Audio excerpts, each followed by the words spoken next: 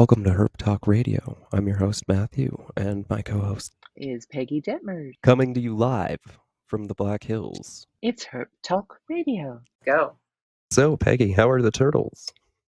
Oh, I had to separate two of the biggest, fastest growing babies from the rest because they became cannibalistic. So all of a sudden, I noticed a bunch of them were afraid to get in the water, and I'm like, "What's going on here?" So I looked them over, and so about 5 of them had nipped rear ends, and I'm like, "Okay." And so I watched for a while and found the two offenders, the ones that didn't have nipped tails, and the ones that one was swimming right after another little one, and was nipping at what would be the back muscle of the back hind leg, and I'm like, and these guys are fat. I mean, they are fat, and so I checked the temperature.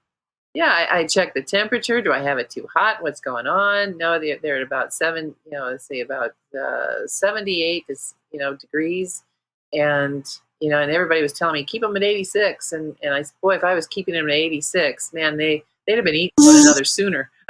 Right. you know, and so I put the two biggest ones that are about 2.5 to 3 inches now in with some bigger turtles, and they don't dare go after them, and so things are smoothed down in the baby tank, and everybody's now hopping in the water and eating normally. I mean, I never had seen that before, where all of a sudden, 7 of the 9 were afraid to go in the water. It's like, what is going on? Right.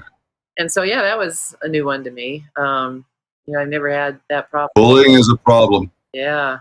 Turtle bullying. Yeah. And so they have, slightly nipped tails, and then some hunks out of their, their back legs. And so I had to feed them. And I can't believe how fast they're healing. I mean, this was, about 4 days ago, and they're already healing really well. And good. So it's that same stuff that the doctor gave me to heal, what was it, shell rot that we found in that wild female. It's really making those the legs seal up really well, and keeping everybody. What are you using? It's a silver solution that you clean it with first. Let that then you let them dry dock on a paper towel, and I can run and grab the formula for it once we get off here. Okay. Exactly what the name of it, and then letting that dry, and it really seems to contract the wound really well.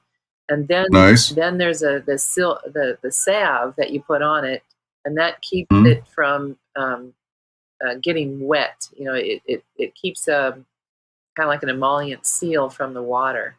And man, is that at healing up fast. But I never had to deal with I never had to deal with shell rot. And then I found that female that we were just going to help cross the road. And I'm like, oh my God, she's got shell rot, really through, in the bone. And one particular hole looked like it was going to go into the body cavity. So I brought her to the vet. I go, never had to deal with shell rot. I keep my water really clean. And he goes, well, I'll teach you how to, treat this. And you got to, keep her for a few weeks, but she's full of eggs. Let's pop her with Oxy, and hence all the baby turtles. She was a big female, and so. What species? Western painted.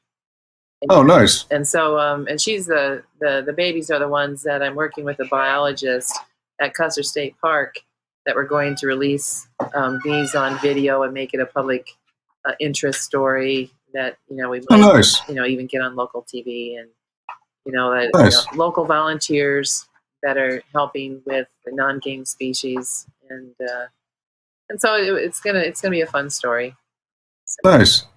Yeah, that's been my big news and big learning experience, is how to deal with piranha turtles. Well, that sounds very difficult. Yeah, I've grown got my rat colony, I think, finally at a size to produce enough for what I've got, which is a good step. We started the rat colony like idiots.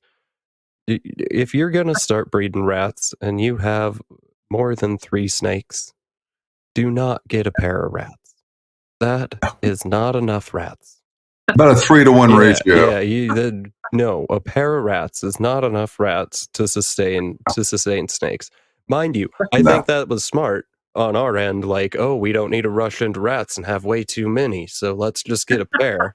But no, that doesn't There's work. something called a freezer. Yeah, right? No, you can just freeze. Yeah, exactly. Just euthanize the ones you don't need. I don't get the problem. Or sell them. You can sell them pretty well. I supported the family on rats. Heck, Wow. make a lot of money on rats. Yeah, we produced 1,000 a week for years, and we use 700 of them every week. Wow. That's kind of my want overall, is to get into rat breeding and kind of make that the staple of which builds the reptiles even more. Because honestly, like, if it were up to me, I'd have diamond pythons. But diamond pythons are $1,000 a piece, and Right. I don't got that kind of money. Not for a snake, anyway. That's Sure. yeah. So I'd like to do the rats and the mice. I don't know about the mice. I like rats. I really like rats. Rats are cool. They're super sweet and super nice. Yes, I wouldn't be able to euthanize them. They just go to sleep. Yeah, I've never liked that part of the deal. It's not enjoyable, but Mm. if I guess the way I think of it is, if it's coming down to that rat attacking my snake and making my snake die because it's alive versus dead, Right. I might as well kill it instead of putting the snake in harm. There you go. There you go. That's the way that I've rationalized it in my head. So Well, anyway, and there's so many people on the Rapid City reptile list that are looking for feeders. always. Exactly. It's a viable business. It is. Yeah. It's a good model too. Get once you've got your own feeders handled, everything else is surplus that will help you then, maintain your colony and or expand it. Right. Yeah. Right. That's kind of the MO over here. We're just going slow. But it can become a full-time job, so you got to watch out for that. Yeah, that's what we're trying to avoid. Also, we don't have like an outbuilding for our rodents, so we're trying to keep it super small so our house doesn't smell like rodents. Yeah, I've had that issue. Well, this week we have Alan Bosch back. Very excited to have you back. Very excited to call you a friend of the podcast, actually. And I'm proud to be a friend of the podcast. Yeah, well, tell us what's going on new in your reptile world, Al. Oh, just starting to move into spring. Spring-like weather. Of course, it snowed for the first time in 20 years here. So 2 days ago. So I saw that on Instagram. Yeah. It was pretty weird. Yeah, I could look out the window and see snow on the hills. Didn't snow at this elevation, which is we're about 75 feet above sea level. Oh, because we're only about 7 miles from the coast. Nice. You know how California is. It goes coast and mountains, and it doesn't take long to be in the mountains. Other than that, things are starting to move toward spring. All the daffodils are up. The irises are pushing up. Yeah, the daffodils are probably on the last week of they're blooming. All the rose family, trees, the apples and crab apples and peaches, they're all blooming. Hopefully they don't get shocked by an early frost or a late frost. But I'm looking forward to some more babies coming out this year. Out of your turtles or snakes? I have 0 snakes. I'm never going to be able to have any more than 1 or 2 snakes at a time anymore. My wife just won't put up with it. And when we had 700, it got a little crazy. Yeah, that's a little much. Ooh. As a little much. And almost all of them were ball pythons, which was cool. We did have some other interesting snakes. We've had cobras, black and green mambas, 17, 18-foot anacondas, green anacondas, and African rock pythons and retics. Oh man! And pretty much everything in between. And we made that into an exhibit. But they come with their own liabilities. Yeah, oh my God! We just did a venomous episode we recorded like 4 days ago, but last week with Phil Wolf down in Miami. I don't know. He worked at Underground, and then he was the venomous importer at Strictly for a while too. Okay. So, yeah, that's an interesting place. Strictly Reptiles. Yeah. You ever been down there? I haven't. No. It's a trip. It's a trip. He was telling us, you'll have to listen to it, but he was telling us that Strictly, the venomous tubs was like envision a normal snake rack, except for the tubs have lids and they stack too high and then slide in, and then that was the venomous rack. So he had to find a way. He had to find a way to get those two tubs out without locking lids on them. Yeah. Right. Yeah. So that was cool stories. Yeah. That reminds me. I told this story, and I don't know. It was the summer of '78, Al, when you were with the Forest. You were working for the Forest Service, right? And my wildlife team member, Kerry, I'll just say his first name. He got that snake latched onto his leg. Were you with us that day that we were? I don't have a memory of that, so probably not. Walking those transits. Yeah, it was. Kerry got. We were stepping on sticks, and then you know how sticks would pop up and snap you in the boot or whatever. Sure. And at this time, none of us were wearing snake gaiters because we were up at an elevation where you didn't expect to encounter a rattler. And and one snake popped up and latched onto Kerry. It looked like his leg, but luckily it just got its fangs caught in his jeans. And oh, thank goodness. Yeah, and so I didn't know if you were one of the big guys that grabbed him, and because he was so paranoid about snakes, and held him while I grabbed the snake's head and its body so it wouldn't wrap around my wrist, and I threw the snake, and everybody, why didn't you kill it? So I go, right, well, yeah, I thought maybe you were there that day because I don't think so. I don't think so. I remember most of my venomous snake encounters. I don't recall that. Yeah, I figured if you were there, you'd have beat me to grab it off of his leg. Probably. Yeah, I've had a little bit of experience with those little boogers. Yeah, well, I didn't, and all I thought is, okay, I'll grab it the way I saw people, grabbing, when they milked them. Right. And it thankfully worked. I mean, because we would have had a long trip down off that mountainside, and we were, walking that timber, and so I said, so what story were you going to tell us? Before we hit record here. My Aunt Michelle is an artist, a sculptor. Oh, like you. Yeah, I don't know if I've ever told you. It's kind of a funny story. I saw her. She's the last lucid member of my mother's family. There were 12 siblings. 11 went to adulthood. And this is like from children being born in the 20s and early 30s. And Aunt Michelle's still sharp as a tack, and she's like 89 years old. And she told me a story about one of her students. They were just casually sculpting something, and he mentioned that he was into snakes, and she says, "Oh, my nephew is into snakes." And he says, "What kind?" And she said, "Ball pythons." And what's his name?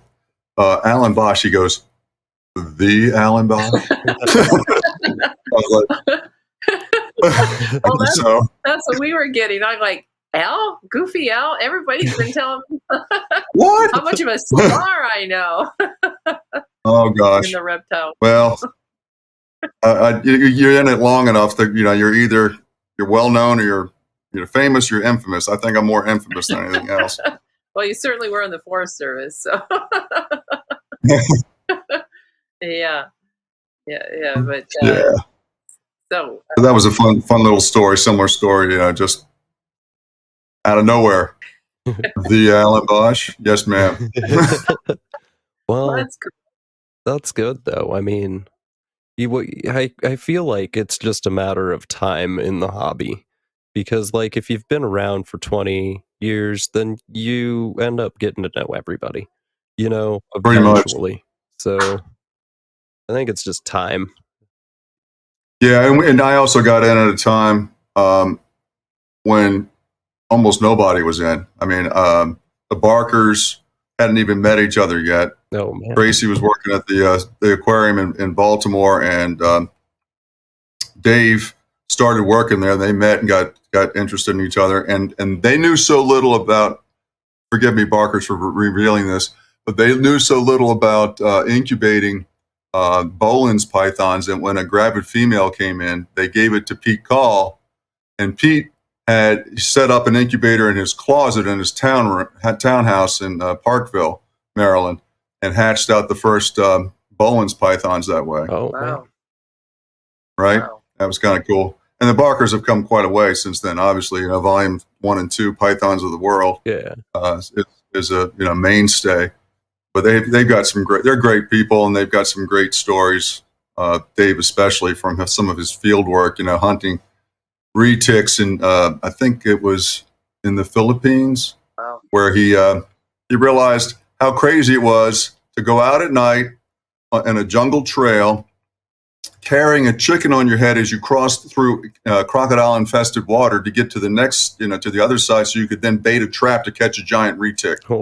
And then right in the dark, these guys are going down trails where there are 20-foot. They're looking for 20 and 30-foot ambush predators by being the prey. Wow. Not purposely. It was right. Crazy stuff. Well, if you're in contact with them, give us a good word for him to be on our show. Or you know who might be on you guys' show? You guys know Sean Heffleck? That name doesn't ring a bell. He's big into crocodilians. He was one of the 3 guys who did that Python Hunter show. Oh. Greg Graziani, Michael Cole, and Sean Heffleck. And Sean and I stay in constant contact. I just sent him some, we'll call it maple syrup. We make it here at the brewery.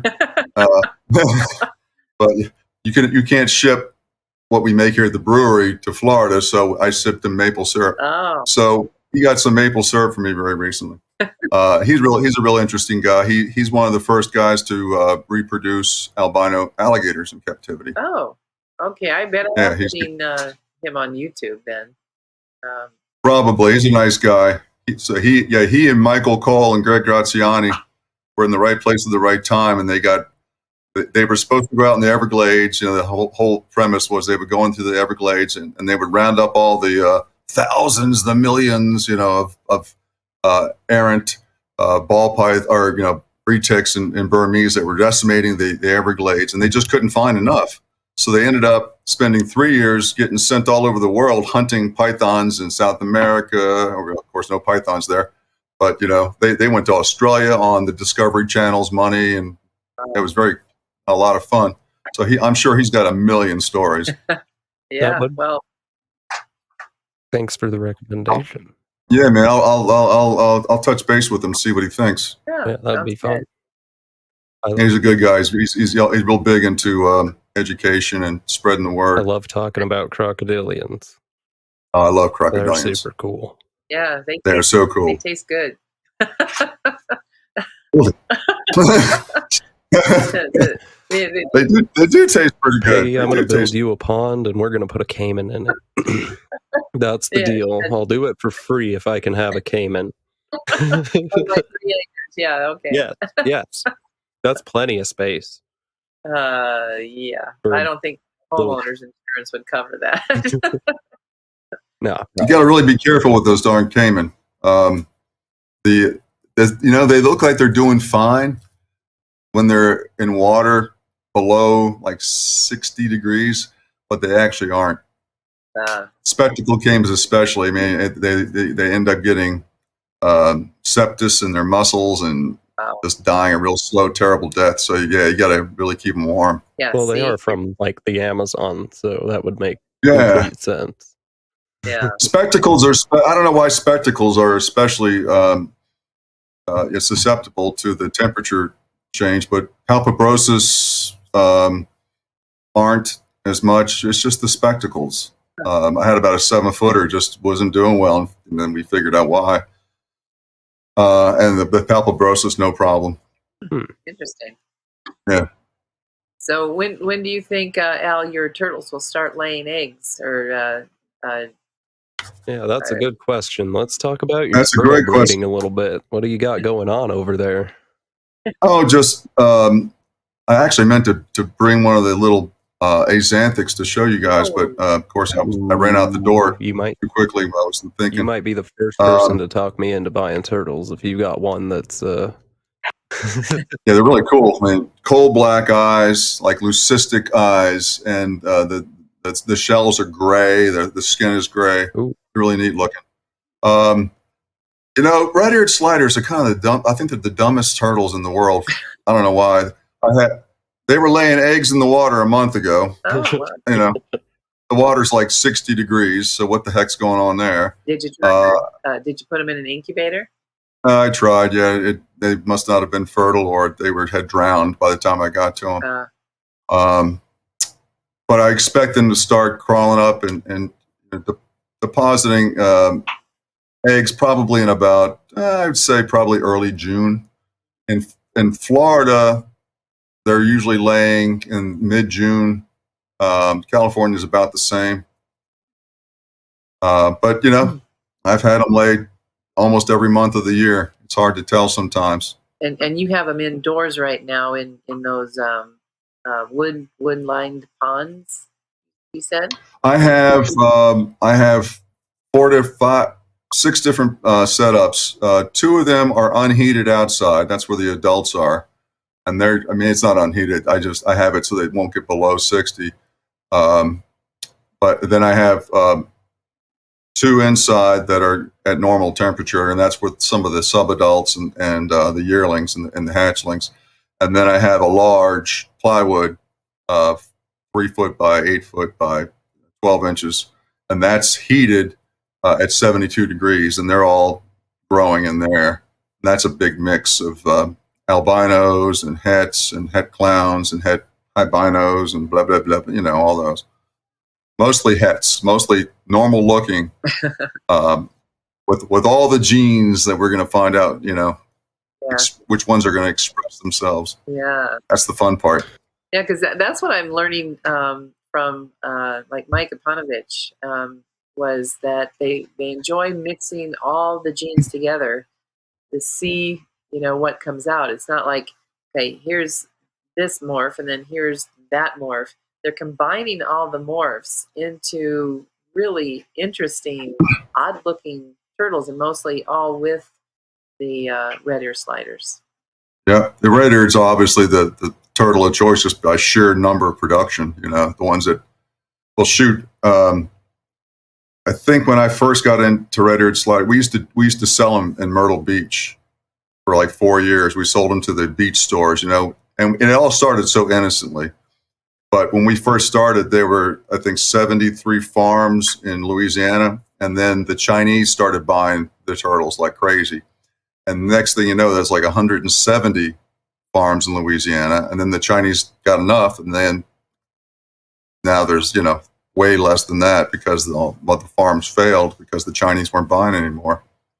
When we first got into it, Myrtle Beach was more of a rescue situation. We just, every single sign you would pass would say live hermit crabs, live turtles, and you go in and they just be in horrendous situations, just not being taken care of, too dense, a non-filtered water, and selling those little tiny lagoons, little turtle death traps, right? So we opened up a couple of accounts, and we printed out care sheets and made their filtered their water and gave them 100% guarantee. Next thing you know, we've got 42 customers, and we're selling 42,000 turtles in a summer in 12 weeks. Wow!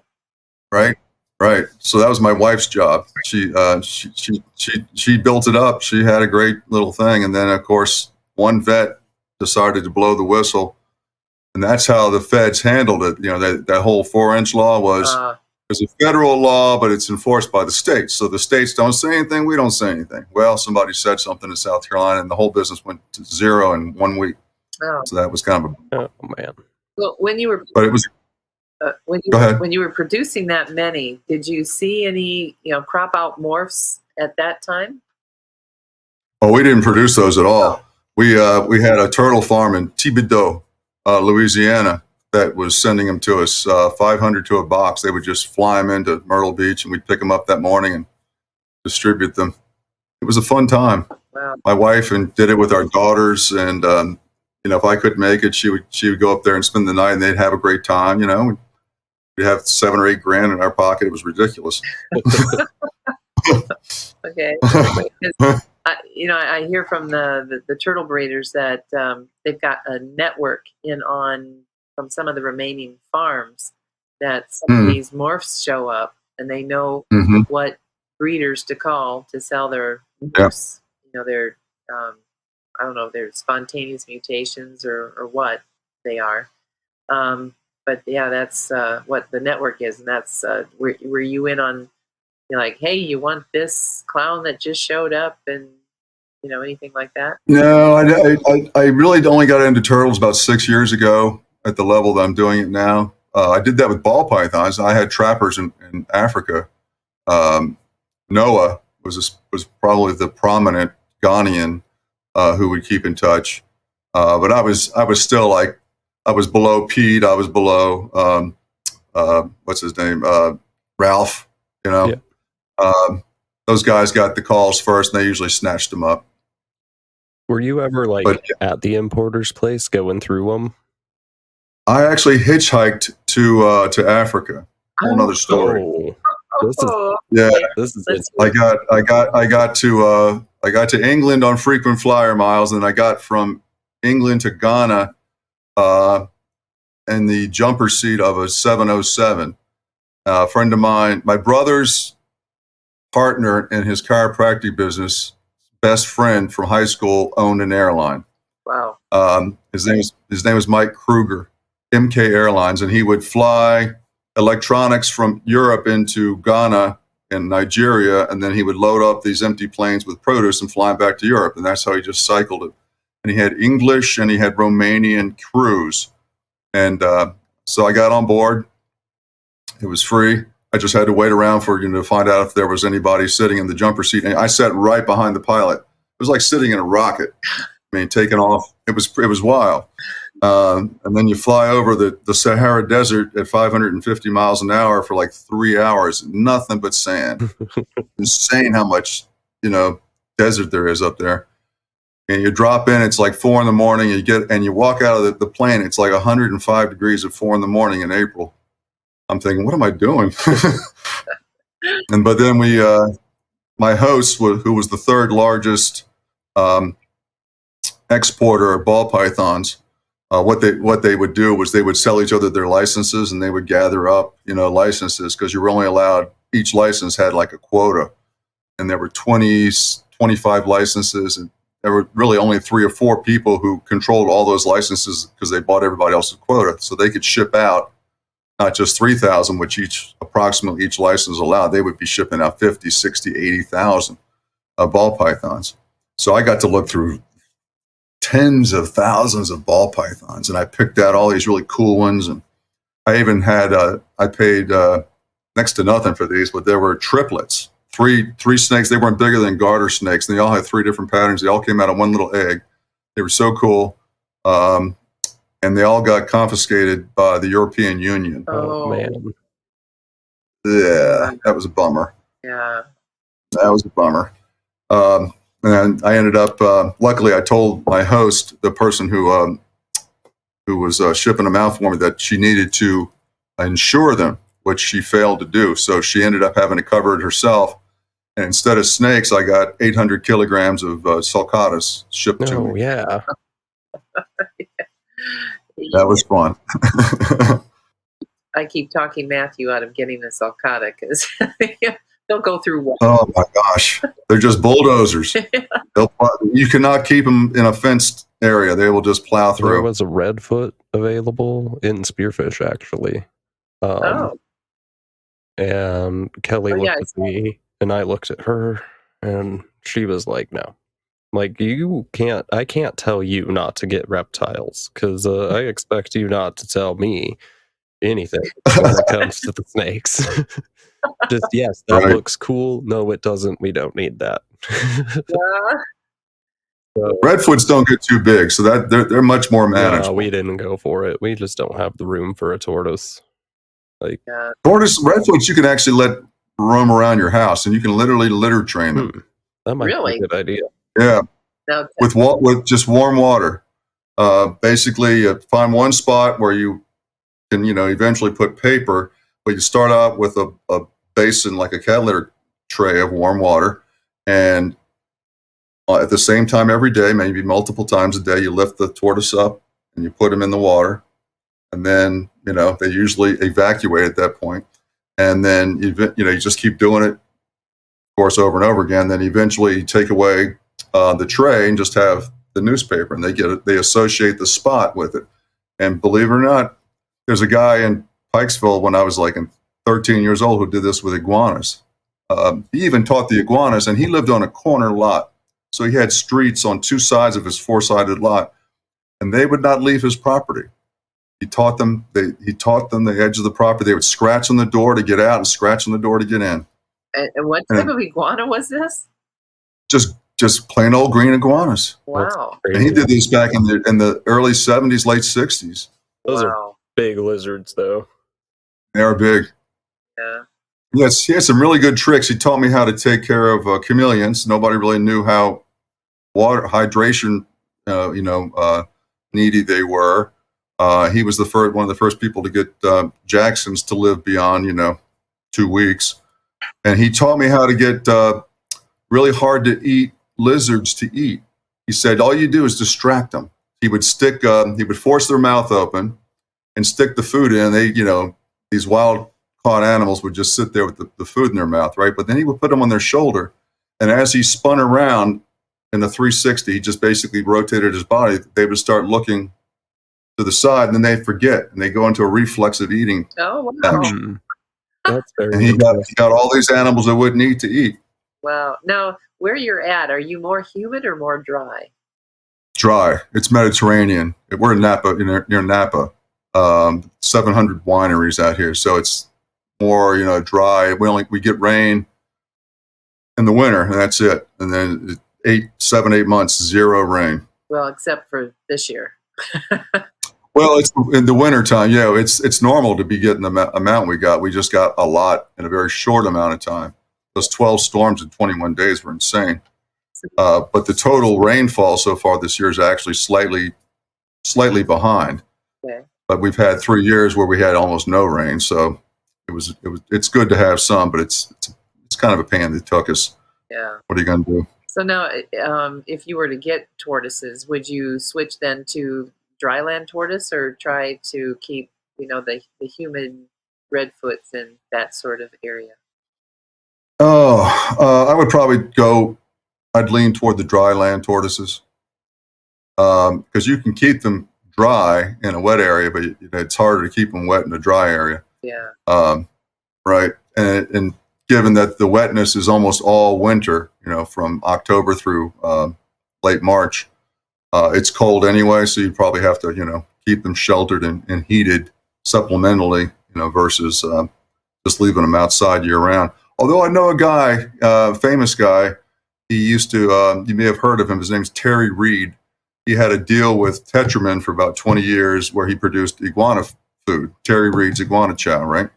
And he keeps his redfoots in pits 4 feet deep year round in North Carolina.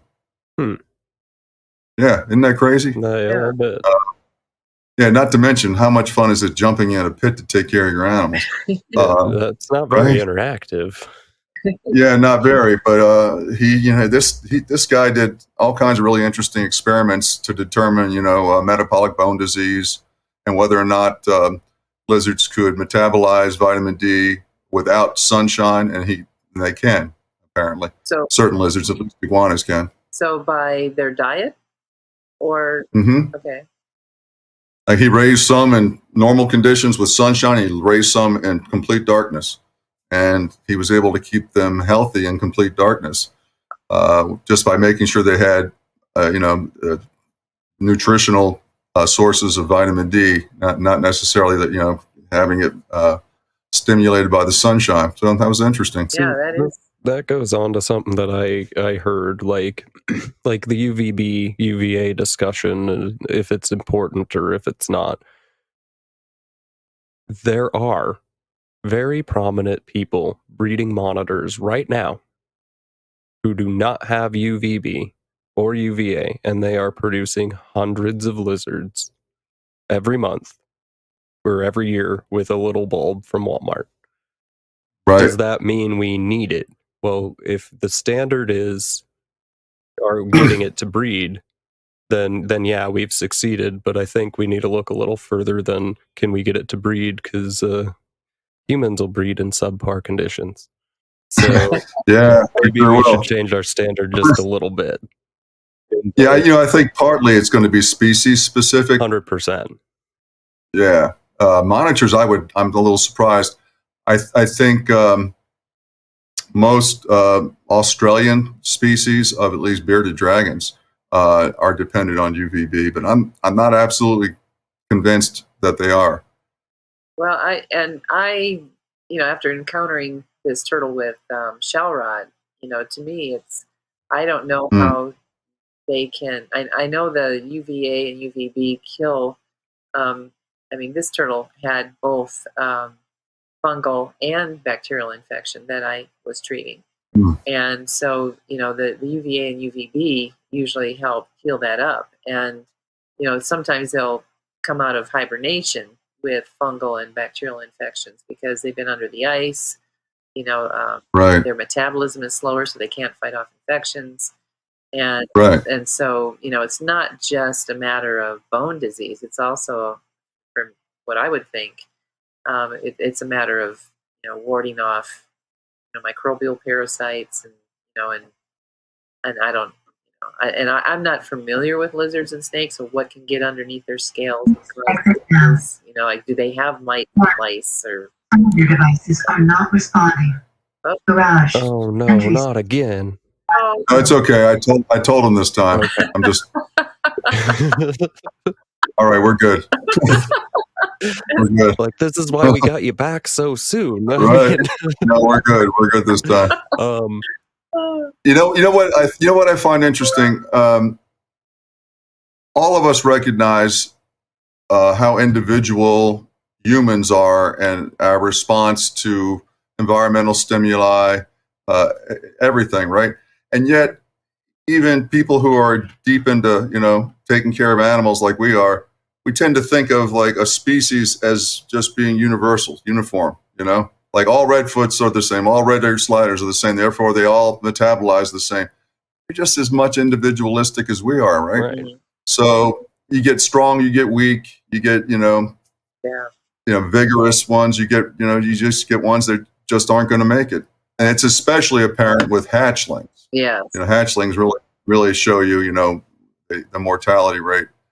But once they get to a certain point, they're pretty much indestructible. The one thing that I noticed was once I started getting the more expensive UVA and UVB bulbs, my turtles started shedding their scutes more normally, as if they were outdoors. Usually I wait for them to get outside to really shed their scutes properly. And then I did more reading on UVA, and just like with humans, it increases the capillary width of that UVA does, and so it increases the circulation to their shells, which then brings more nutrients there, which then helps them build up the scutes and then shed off the old ones. And I said, oh well, makes sense. Yeah. So I'll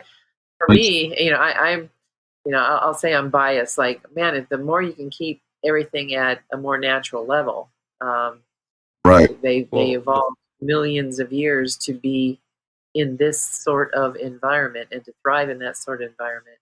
But so I am surprised to hear that people are successful in creating breeding colonies without natural, light. I guess a good way to think about it would be like, you could create a breeding colony of humans locked in a room with just normal lights and no natural sunlight, and they're going to breed and produce just fine, like humans would. Like, why wouldn't they? But if you gave them an outside courtyard and access to natural sunlight, they would probably act a little different and enjoy life a little better.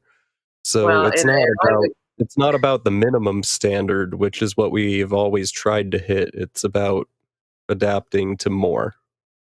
if that I makes mean, sense. if you have a human female away from natural light for any decent time, she's going to get osteoporosis, and her pelvis will crack Right. as she delivers. There'll be problems, but it's possible. I mean, you would viably, if you had a group, some would make it, some wouldn't. It's the same thing, like. I think Hitler tried that. We're gonna steer away from those experiments. Yeah, no. I'm not saying let's do it, but No, of course not. Yeah, right.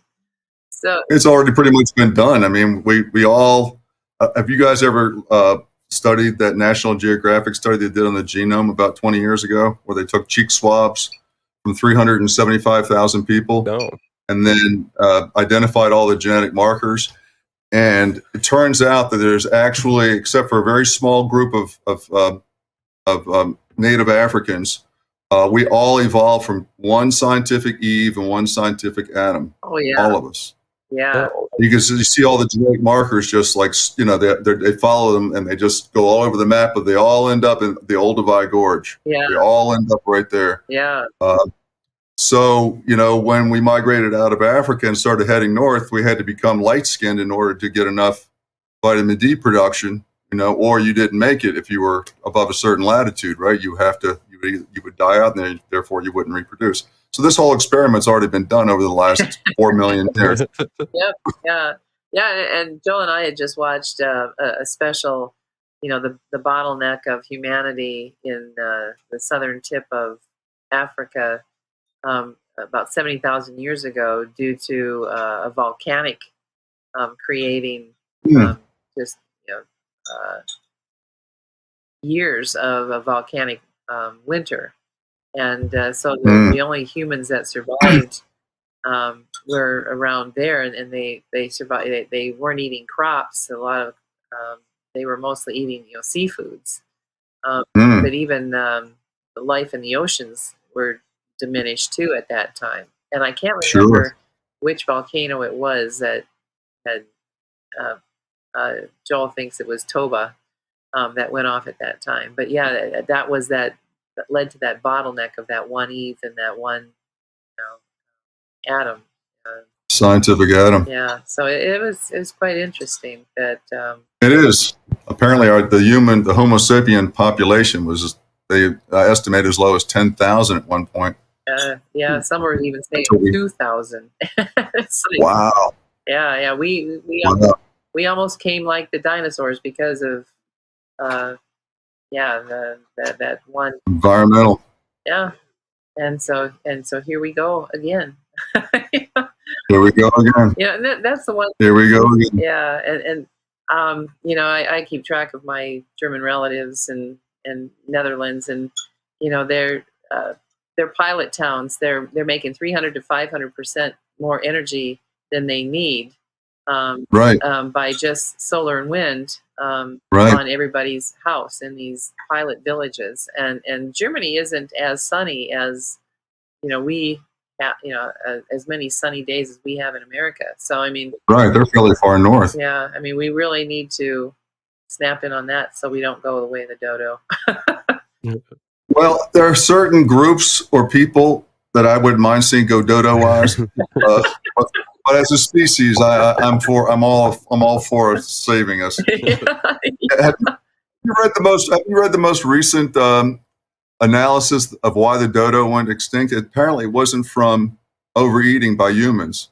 They were just destined to be wiped out. Apparently, because they were wiped out. There are actually 3 different species of dodos. The one we mainly know, is the big bird, but there were 2 other ones. They all went extinct at about the same time. Mm-hmm. And I saw the National Geographic notice on that, and I didn't get around to reading it. So why did they go extinct? I think it was mainly predation by rats, because they weren't very good about building nests and so on. But the evidence was not leaning toward human predation, as more toward other environmental things like rats. That came aboard, and then of course jumped ship and wreaked havoc like they do everywhere. Okay, I'll have to look at that article. Yeah, it's interesting. Well, so are there any turtles, Al, that you want to acquire? Yeah. I really want. Well, I don't know if I'll ever do it because it requires settling down too much. I'd like to get a breeding colony of alligator snappers going, and I can't convince my wife to move to Louisiana, so I don't think we're going to have any of those. But I may end up getting one or two small albinos or leucistics. Just so cool. They are very just neat. Beautiful animals, and they're like the bridge between turtles and crocodilians. Those big snapping turtles, those big alligator snappers. They get so big, and they live for so long. And I found out the most interesting thing a few years ago from the head curator, Scott Paff, up at the Columbia Zoo in South Carolina. You know what their main diet is once they reach like 30 pounds or so? Acorns. Really? Eat a ton of acorns. And they gain about a pound a year once they reach 30 pounds. And the biggest one I ever caught was 330 pounds. So do the math. That's a 300-year-old animal. Yeah. Isn't that crazy? That Acorns is. And 300-year-old snapping turtles. I wonder if do they brumate for a long time? It depends on where they are. I mean, they don't occur naturally east or they don't occur naturally east of I think it's the Savannah River, because they don't occur naturally in South Carolina, the alligator snapper, right? And they also occur in the Mississippi River drainage system as far north as St. Louis, I think. Okay. And it gets, they get ice in the water in St. Louis, right? So I'm sure they're brumating there, but I doubt if they brumate very much in Florida. Because I know there's been some research done on like the Manitoba garter snakes, and they're considered to be like one of the most long-lived species, just because they're down for half the year. So yeah, like 9 months of the year they're not doing anything. So right. So that would make sense if they're especially if they brumate for 6 months. And right, where their heart rate's so slow they're not even metabolizing pretty much. Yeah, right. That would make a ton of sense on the. And so why the alligator snapper, Al?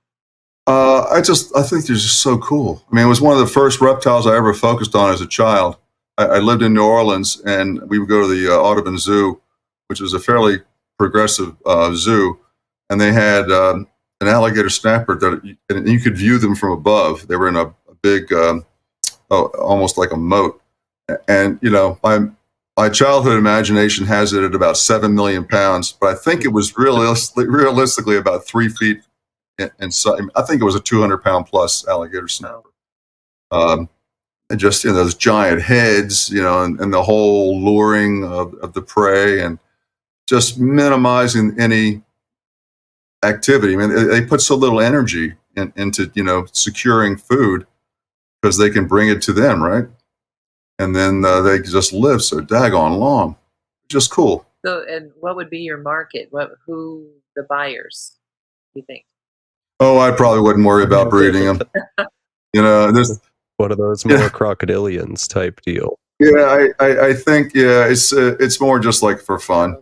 At this point, my wife doesn't want us to center our life around breeding animals to live. I've got more. I'm more focused on investments and managing those, and of course building the brewery and getting the proceeds off of that. So from now on, except for the turtles, it's pretty much just for fun. Yeah. Yay. It's where I started, It's more fun when it's just for fun. I can tell you, when it gets to become a 7-day-a-week job and you do it for 20 years, you get kind of tired of it. Yeah, I don't doubt that. Yeah, especially when your kids call up, Dad, you just can't believe what happened to the rats. Blah, blah, blah, blah, blah. And we had to take, I was like, I'm sorry, I'm in Florida. I can't do anything.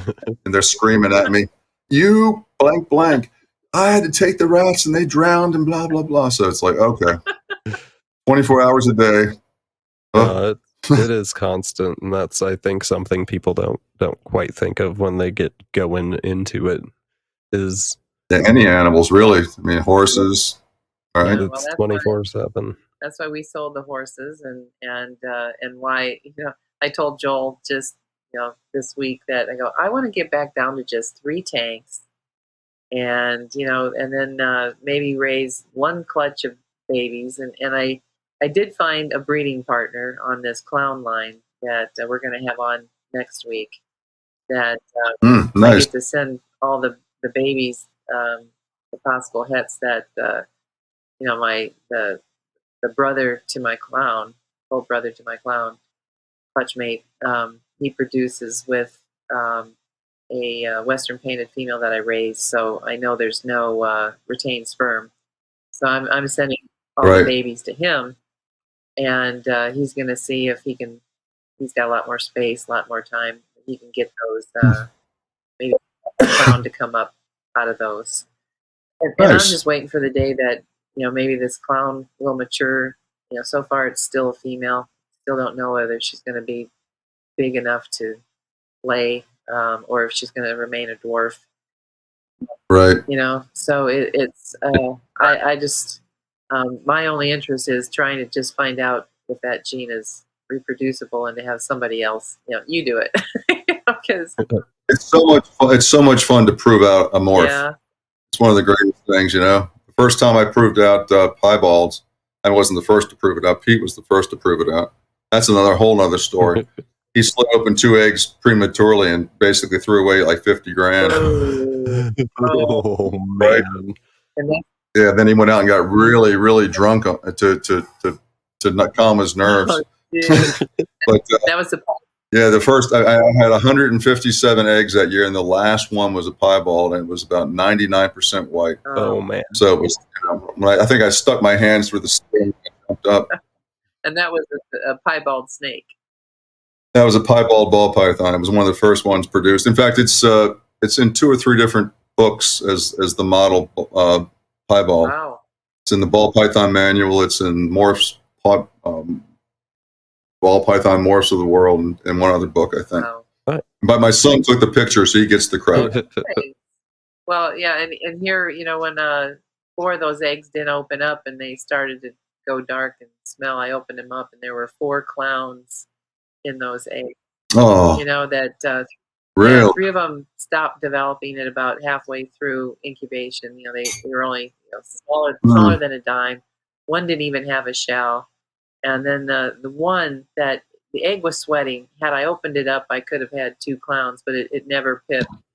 It was close, but then my clown it hatched 2 weeks later than its normal colored siblings, but it was able to come out on its own. But had I known how to open up an egg that wasn't the Right. distance, I could have had another one. But you live and learn, and Yeah. So did you have any first productions then, Al? Nothing of any major value. I think I was the first one to produce banded ball pythons, but that wasn't much of a morph. And then I created the first, what the heck did I call it? It's been 20 years. I don't even remember. There's some 15-year-old kid running around his house, just like, Mom, can I get this thing that you can't remember the name of? Probably. It was really cool looking. It had, it was basically ivory colored with an ivory colored head, and a Y came off of the back of the head, and then a single stripe down the back. ooh, Yeah, it was really cool looking. But it was one of the last ones I ever produced. I haven't produced any in about 12 years. I kind of I got bummed out. Well, first of all, I'm colorblind, so it's really hard for me to tell all these patterns. And when I contributed chapter 6 in the ball python manual, there were only 5 or 6 morphs. Now there's like 4,500 morphs. Yeah. I can't keep track of them.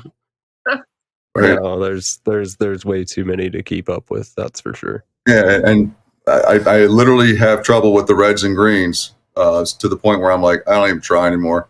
I can't tell orange from red. Oh, wow.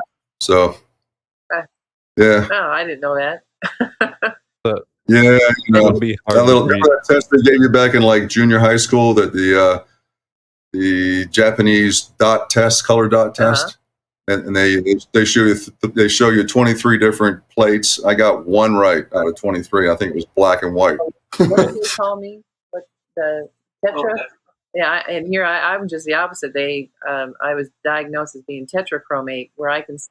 What? You see 4 different? Yeah, I see more colors than the standard human. And when they give me a stack of, I found this out in physics class, where really? They gave us. We were studying visual wavelengths, and then in another class we studied sound wavelengths. Well, in the visual wavelengths, they gave us each 2 partners, lab partners. They gave us a stack of discs, and he goes, "You won't be able to read 5 to 7 of them." And my lab partner was like Leonard's Hofstadter. I mean, to the T. And he was colorblind and tone deaf, so I had to be the one in the sound wave one to pluck the guitar string, or no, hit the tuning fork and pluck the guitar string to match the tuning fork. And right. then in the visual wavelength test, I had to be the one to read the disc. Well, so then I read the disc, and he goes, "You read all of them?" And I go, "Yeah." And he goes, "You're not supposed to have been able to read all of them." You know, he was a real stickler. You know. Right. And I said, "Well," and so he raises his hand, and he goes, "She read all the discs." And the lab instructor goes, "You can't read all the discs." And he goes, and so then he came and checked. He goes, "Oh, well, you did." He goes, "Somebody handed me more discs." So I was reading all the discs, and he goes, and he goes, "You shouldn't be able to." You're a superhuman. You shouldn't be able to do this. Well, then when it got to the guitar string and the tuning fork, the human ear can only detect to a 0.1 degree variance, and I got 0.04. and my lab, like I said, and my lab partner, I was going to really freak him out because he was a really sci-fi and comic book nerd too, and he goes, he started to shake. He goes, "You shouldn't be able to do this." And I go, "You're superhuman. Don't make a stink of this. I'm trying to blend in." And oh my God, he started. Keep that Krypton away from me. He looked at me like, "Oh my God, she is an alien." That's great. That's great. I had fun. I mean, he literally was shaking. I felt sorry for the poor little guy. Yeah. Leonard Hofstadter II. That's great. So I found out that, so I go, "Oh, you guys can't see these colors." And so my lab instructor goes, "Well, what do you see?" And I go, "Well, it's the numbers just slightly a little more yellow than the yellow green, matrix that it's hovering in. It's the numbers just a tiny bit more yellow." And he goes, "Okay." And so he sent me to this eye doctor, and the eye doctor goes, "Wow, he looking through my eye." He goes, "You've got the weirdest retinas I've ever seen." Really? Okay, I'm an alien. What do you have, like super dense cones? Yeah, he said there was just so much more of a matrix on the back of my retina. And he also said I had more, he said, how well do you see in the dark? And I go, "Really well." And he goes, and he goes, "Can I take a picture of your retinas and get back to you?" And I'm like, "Sure." I don't remember him. I want copyright. I want copyright. It's like, so I mean, this was whatever study he was doing, on the university. It's like, well, now I'm a lab rat. Interesting. That's right. So that's cool though. Like, that's cool. So how much of my turtle do I see colors on that other people aren't seeing? Right. Because and what am I missing? Yeah, he's so full of oranges and yellows and reds, and and it's. I just love the clowns. The clowns are so beautiful. Yeah. So now, what clowns do you have? You have the Mitch line of your red ear sliders, right? Yeah, Mitch Cowles is where I got, and he's proven out his clowns, and so I've got about 30 of those. So I think it's about 50-50 males, females at this age. It's hard to tell. I'll know within another 6 months or so. And that's what I really am interested in, is producing. I want to produce a clown that maintains the vibrancy from, hatching, which when they look like they're fluorescent, to adulthood. because they usually dull out and become very mottled and not quite as brilliant and contrasting. So that's really what I want to do is over the next 30 years, end up with an animal that maintains that brilliance throughout its entire life. That sounds like a fun project. Yeah, something I can do. All these projects take 5 to 10 years. Yeah. It's forever. Yeah.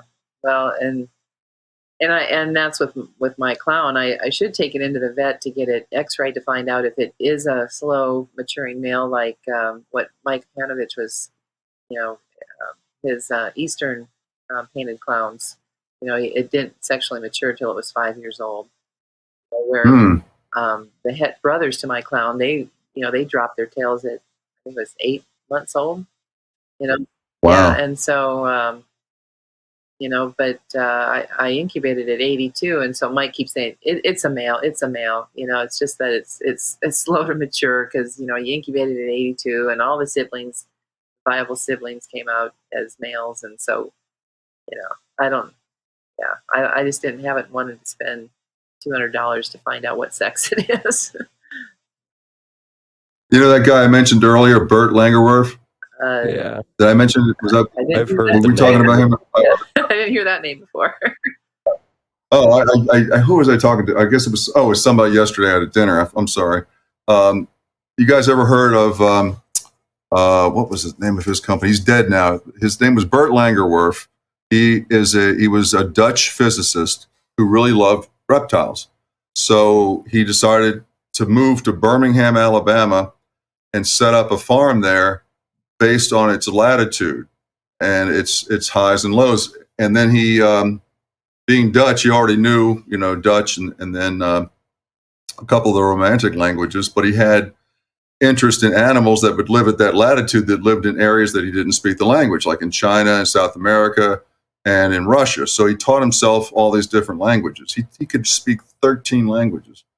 And then he would breed them. He would breed them in situations that didn't require any additional energy. That was his goal. That's why he would pick them out based on latitude and longitude and the high and the lows, humidity. And then he built cages into the hillside of a south-facing hillside, and then just created caves and whatever natural accoutrements were required for the species. Zero additional energy. And he was the first one to breed stargazers. He would breed. He's the guy who really popularized for the pet trade the Argentine tegu. Mm-hmm. And he would raise. He's the guy who started the whole superworm craze, learning how to breed Zobophovis, and then he would breed false death heads by the millions. Okay, and he started out. What's a false dead head or whatever? A false death head is a South American species. I guess there's a true death head. They look a lot like the same, but they're wingless and they're not really good at climbing like the hissers are. They can climb out of anything. So he built these trays, troughs really, 18 inches high, 15 feet wide, and 50 feet long. And he took 20 of these false death head roaches that he secured from the, I think, University of Alabama, and he didn't touch them for 6 years. And he figured he had 2 million by the end of 6 years. And then he put them all in these troughs, and then he would go to the local restaurants and collect all their scrap food. And he would throw the entire box of scrap food on top of the layers and layers and layers of roaches. And then every morning he'd flip the boxes over and sort them out according to size. And he would come out with 5-gallon buckets of large, medium, and smalls. And then he would just go distribute them to all the cages and feed all of his animals for free. Wow. No. Yeah. Right? And I mean, he was collecting literally 5 gallons of each size every day. He must have had tens of millions of them. Just insane amount of biomass, starting with only 20. Wow. Well, Dang. leave it up to a Dutchman, and my mother's all Dutch, and they always call me the cheap Dutchman to figure out a way to free. Yeah. He wrote a ton of papers and stuff too, didn't he?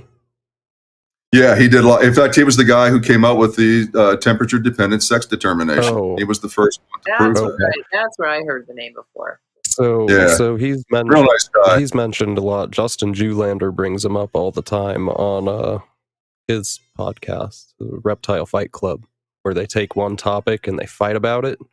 So like cool. UVA, UVB, Oh yeah, like yes or no, and then the two hosts pick a side and they duke it out Right. over the topic, whether they agree or not, just to talk about it. yeah. Bert's was a really good guy. They sold the business once he got out of it. I visited him 4 times, and depending upon what day you went, you would get to eat whatever vegetable he had collected that day from the restaurant. So Thursdays were always tomato soup day. And I was there twice on Thursdays. He didn't waste anything. He made his own concrete out of all the basic materials. He would get all the gravel and the lime just delivered in piles, and he would mix it all by hand. And he was doing this well into his 70s, late 70s. I think he died in his early 80s. Survived by his son and his wife, who I think ended up going back to the Netherlands at that point because they didn't need to stay there in Birmingham anymore. I don't blame them. I think I'd prefer the Netherlands over Birmingham. Yeah, probably. Sorry, people listening from Birmingham. I don't know if we've hit Alabama yet. You'll know. Yeah, that's great. Well, I want to do what my cousins are doing in the Netherlands, and they're giving very, very low interest loans to these people to put solar and vertical wind axis wind turbines, and then they pay the citizens to generate electricity into the grid. And so not only do they not then have energy bills, they're getting paid for the energy. Right. And so then the money that would normally go to their utility bills goes to their mortgage. And so, it's like, God, win-win. Why doesn't our country do something like that? It decentralizes the government too much for them, for our lawmakers. Yeah, it cuts. They like that power. Yeah, it cuts out the corporations and goes back into essentially public utilities. Is what. Right. So here it's like, do you care for the 300 plus million Americans that could make money on energy? That every one of us could become the energy barons, and it's like, my electric reptile bill would go down quite drastically for all the tanks and lights and heaters I have going. But yeah, you should see our bill here is nuts. We have to heat. We preheat. Yeah, my gosh, we preheat our water so we can save on time, and we have what we call a hot liquor tank, and there are 2 heating elements. Each one's 18,000 kilowatt or 18,000 watts, and when we turn those suckers on at California rates, oh my gosh, I can't even imagine. Yeah, it's we pull it. I think our bill's like $3,000 a month just in electricity. Have you thought about putting in solar and wind? Yeah, we only need like 250 panels on the roof. There's room for like 50, so it doesn't really work. Yeah, the energy demand's just too high, at least where we are currently. Well, those Santa Ana winds ought to, you get hit with those up north in Napa? No, we don't get those so much. And when we do get hit with winds that are, it's usually coming from the coast toward the land. And whenever it reverses, there's always trouble. That's how we had the big fires in Santa Rosa 6 years ago, where one night it wiped out 4,500 homes. And it was racing so fast that some people just didn't get away from it. It was insane. It looked like someone came into neighborhoods and blowtorched cars. The aluminum wheels melted into pools of aluminum on their driveways. Yeah. It was so intense. I saw that video. We had 45 to 50 mile per hour winds for like 10 hours straight, just acting like a blacksmith's furnace. Yeah. Yikes. But yeah, we don't get the Santa Ana winds up here. That's further south, and most of the wind is not bad, so that is good. Yeah, I know. Here in the Black Hills, I know you had fought fires that summer. I remember on the Forest Service, but I know they're clearing the roadways more so that the roads, there's the it's cleaning out the escape routes, so to speak. Mm. So it's yeah, because I always think, when the conditions are such that the fire is extreme, I put all the buckets with water near all the turtle tanks so that all I have to do is drop the turtles into the buckets, put the animals in the car and head out, to Off you go. this is crazy. It's good. We had to evacuate from South Carolina one time with the entire collection plus our pig. Holy cow. It was in 1999. I went up to Ralph Davis's up in Maryland, and it's just got. You ever heard of the original Platy ball, the platinum ball python? Yeah. Yeah. He Ralph was one of those. Ralph is still probably one of those crazy guys who is real extreme, right? I had not even met him one time. Before I ever met him, we had a phone conversation because this guy was trying to play two ends against the middle. He was telling me I was the only guy he was talking to, but he was also talking to Ralph about this big collection of bearded dragons he was trying to sell. So Ralph calls me up and tells me what's going on, and he goes, "Listen, I don't know you, but if you screw me over, I'll cut your throat." I'm like, "Hey, Ralph, I know you don't know me, but that won't be necessary." But that's how we started our relationship.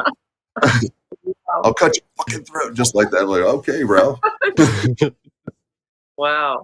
So I go up there with all these animals. I've got every single, animal that I own in a van. My wife's driving another car, and I pull up to Ralph's, and he's got the original Platy ball on his screensaver. And I say, "What's that?" He goes, "You going to tell anybody? Because if you do, you know what I'll do." I'm like, "Yeah, you'll cut the throat, right?" He goes, "Yeah."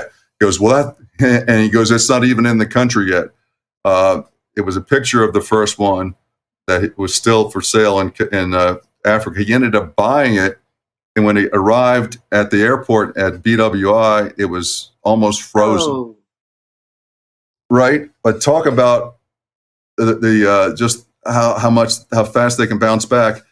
He's driving as fast as he can from the airport to get back home, and his friend's got it like under his shirt on his belly, warming it up, and he the thing started to come back to life. He put it in the cage. He said he just had this weird feeling, and he dropped in a rat, and it smacked it. Wow.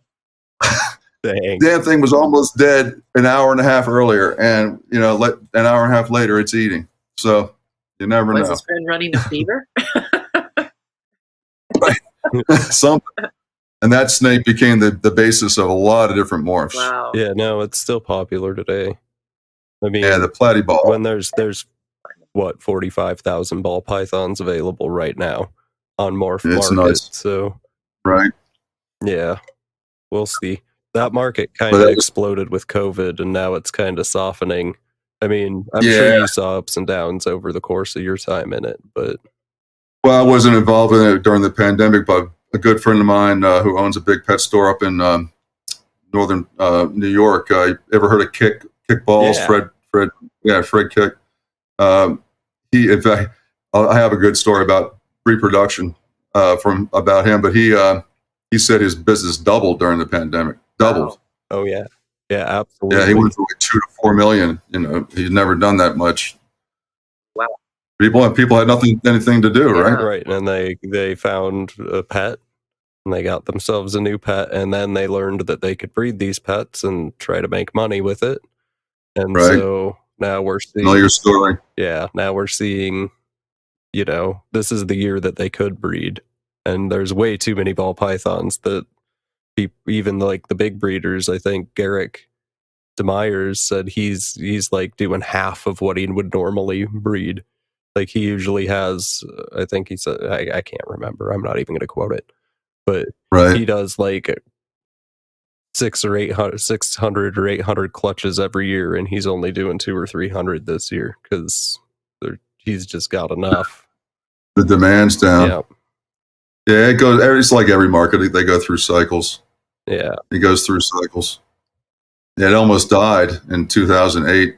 When we had the big real estate drop. Shoot, $10,000 snakes dropped down to $300 in 9 months. Yeah. So, yeah, it was a tough time for a lot of breeders. A lot of guys got out. I decided to stay in. I shouldn't have, but I did. It was also right when we were transitioning into what are we going to do next with our lives, hon? I guess we're going to start a brewery. What the hell? Move literally Here all we the way are. across the country. All the way across the country, start all over again.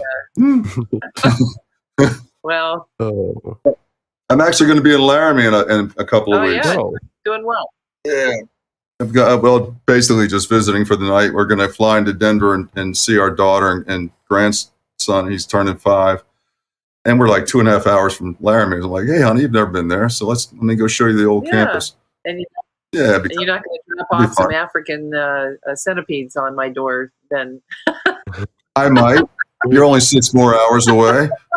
Well, only 4.5 actually from Laramie. Right. So we could actually meet up for a beer. That's plausible. Hey, come on down to Laramie. I'll treat you to some beer. I'll bring some with me. Yeah. Yeah. Well, we still need some. I'm drinking twisted tea. I could be having some good beer. We're having some Kaleidoscope, some award-winning beer. Yeah. Well, what kind of beer is it? I'm still waiting for the pandemic to be over for my lungs. I don't. Right. Yeah. So I still have to I'm putting on a mask and going places where the doctors are telling me, we'd rather you not do that. I'm like, screw it. I don't want a naive. If I'm going to keep myself in a bubble, I'm going to make my my immune system too naive to anything that I run across. So, I figure I'll put on the N95s. I'll breathe in just, I don't know, 10, 50 viral particles that are replicating that my body can destroy rather than 2,000 replicating viral bodies. I studied virology and epidemiology. I know what I'm doing. Yeah. So I actually got COVID for the first time about 2 weeks ago. How was it? Man. 3 weeks ago. It was not fun. I've got all the boosters and everything. We were considered an essential business. Thank God. We would have gone out of business. But obviously beer is essential. Heck yeah, it is. So we got the in my age as well, but everybody in the business got vaccinated, and I still got it, and it was I would compare it to just a hard flu, but I normally get over a flu in 2 or 3 days. I was down pretty hard for about 8 days. Wow. Where I came into work and I thought I could get something done, and an hour later I'd be like, I can't even think straight. I got to get out of here. Did it go into your lungs, or what did it do to you? It was lungs, achiness, fairly typical viral stuff. I didn't have a fever, except one night I woke up, with the sweats. So I figured I must have gone through a feverish spell while I was sleeping, but that was the only time. It was mostly just very uncomfortable, and hard to breathe. Yeah. Not fun. You don't want to wish it on anybody, but it didn't feel life-threatening at any point. Yeah, my cousin got it 2 weeks ago, and she ended up in the hospital, and she'd been fully vaccinated. And she goes, I think I would have died had I not been vaccinated. And probably. Because our family tends to do the histamine and cytokine storms. And oh boy, really? Yeah. And mine was enhanced when they put me on fluorouracil, a chemotherapy salve for what they thought was an aggressive skin cancer, right up here, but it ended up being a spider bite from me vacuuming my ceiling. Oh. And so they didn't have to put me on. They didn't have to put me on that. And it's a drug that you're not supposed to put people on that have autoimmune syndromes, because then it would cause cytokine and histamine storms, which I never had to that degree before. So I was in a life-threatening situation for almost 2 years of dry airway constriction due to God knows what. I had to get rid of the horses because I couldn't even get near the horses, or else I'd faint and die. So in this thing, I had to quit showing because it was unbelievable. And now I've been sick a couple times, a nice high fever, don't even know what I'm fighting, and I'm fine. So I'm like, hey, I want every vaccine out there, because if this was COVID, I want the flu vaccine. I want the vaccine to the common cold. I want, because dang, I didn't get first time in a decade that I didn't get pneumonia. So yeah. Let your body do its work, right? It's an amazing instrument. Yeah. So now it'll work for you. Yeah. So now I can have all these aquariums.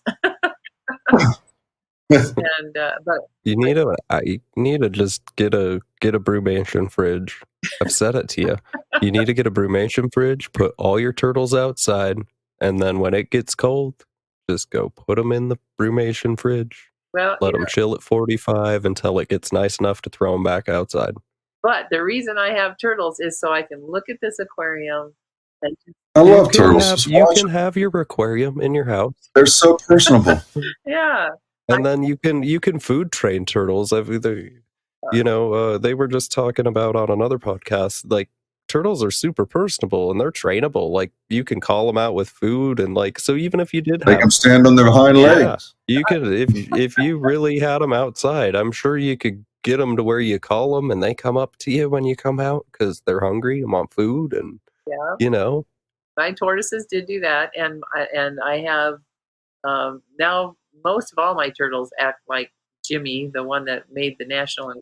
Really? Oh yeah. I mean, so I come into the room and boy, he just jumps off. My current real genius turtle jumps off the basking dock and swims over to the tank in the corner and just like feed me now, and swims right into my hand, and that's cool. Yeah, so I did promise you, Al, that I would take pictures of that National Geographic, not National Enquirer story and send you a digital copy. I've got to do that for you too. Black and Peggy. I saw the original copy the first time we went out on a date. You brought me back to your was it? No, it was the second year. It was when you were working for Custer. Oh, okay. And you brought me back to your place and you showed me that article. That was cool. That was you met Jimmy when you and Biff and Linda came. Linda, right? Good. Came to our trailer, and you met Jimmy then, and I got a picture of you and Biff in front of Jimmy's aquarium when he was that's cool. That big. Yeah. Right. Yeah. So. If you remember Biff, Biff Burton. I can't remember. I was just thinking about Linda the other day, but I had not thought about Biff in a long time. Yeah. I'm like, how East Coast can you get? Right. Biff Burton just sends me to the Back to the Future movies. Yeah. You're right. That's all I think of every time I hear that name. So. That poor guy who played Biff was actually, he hated playing Biff. You know why? Because he was bullied as a kid. Oh. And he hated playing a bully. And then he was so good at it, he was stereotyped. He was typecast. Yeah. But boy, he nailed that. He nailed that part, didn't he? He did. Yeah. Well, and one of my FBI acquaintances, he would,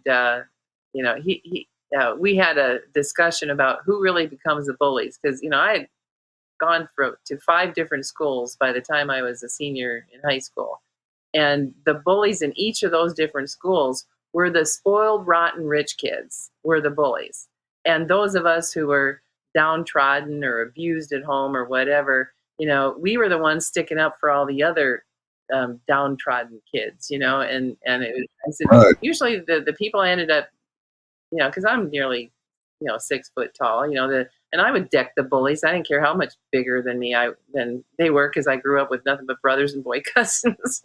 And so, it's like, a bully would come at me and it's like, back off. And so I'll go berserk on you. And so the beginning of that movie, Miss Congeniality, where Susan Bullock, she decks all the bullies and then she becomes an FBI agent. So my FBI acquaintance goes, "It's funny you never became an FBI agent because you always deck the bully." Right. Yeah. That's right. Sandra Bullock, yeah, she's a Sandra Bullock, and you were also a beauty pageant. Yeah. Weren't you first runner up in South Dakota? No. What was? No. I was Miss SDSU. Yeah. Okay. Miss SDSU. Yeah, that. Okay. Yeah. That's fame Yeah, enough. it's so funny because all around campus I would wear my jeans and hiking boots and down vests and so I'd go across campus and people go like, "That's Miss SDSU. That's how she dresses." Because Right. it wasn't they say, "Yeah, high heels now." Yeah, just give me a pair of. Didn't you sing? Didn't you sing "Desperado" for the singing portion, the talent? Yeah, I thought so. yeah, and Okay. then at Little Nashville in Hill City, most of the songs that I would sing at that cowboy bar were Linda Ronstadt songs. Eagles. Okay. Yeah, Okay. Cool. yeah. So hunt turtles and snakes by day and sing at Little Nashville by night. There you go. Yeah, that was Good stuff. back in the day. Good stuff. Back in the day. That is officially the title of this episode now. Back in the day. I like that. With Alan Bosch on Herb Talk Radio. There you go. Yeah. So anybody else want to know anything, funny, goofy, and whatever about the famous Alan Bosch of reptile fame? Just reach out to Peggy at herbtalkradio@gmail.com. She has this. Peggy has a few stories. Yeah. That was a fun summer. That was a really fun summer. Yeah, especially when when you got too hot that one day, and I go, okay, yeah, you go to the creek over there. Yeah, I'm going behind this huge big rock, and thank God I did. I had no idea what you were doing on the other side of that rock, but when the forest supervisor and the district ranger and the assistant forest supervisor rode up on their horses.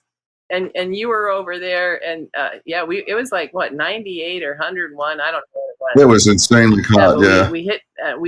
Al and I were out mapping, and we knew like we're getting sick here. It is way too hot. And so I just dived into the creek, and then and Al started taking his shirt off. I go, okay, well, whatever you're going to do, you do it over there. I'm going to do it over here, and it's a good thing because the district ranger said you had. It's a good thing I didn't see you because you had stripped a little bit more than I would have wanted to see you at the and it's like what was it? The assistant supervisor goes, well, it's a nice thing, Peggy, that you're so modest. And I'm like, okay, you don't have to tell me what he did over there.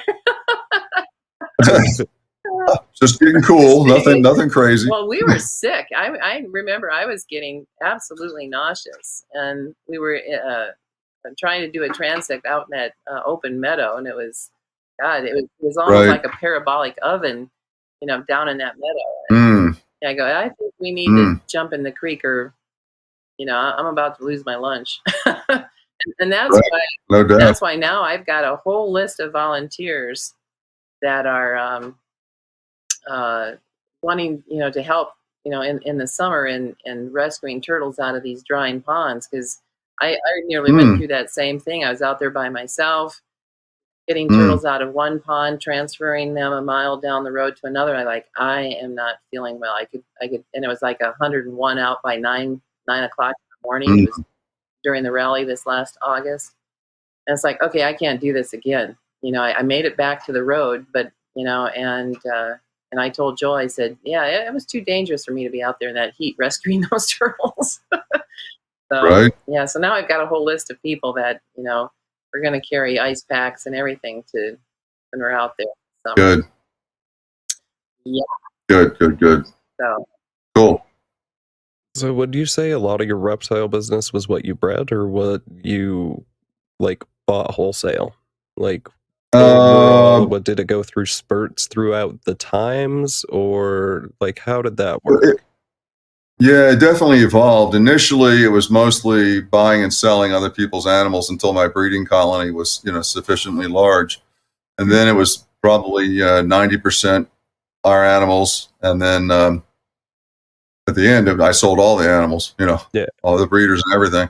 But it definitely went through an up and down based on just the age of the animals and the market viability and so on. So when you did sell out your farm, did you do it gradually, or did you have an auction, or what did you do?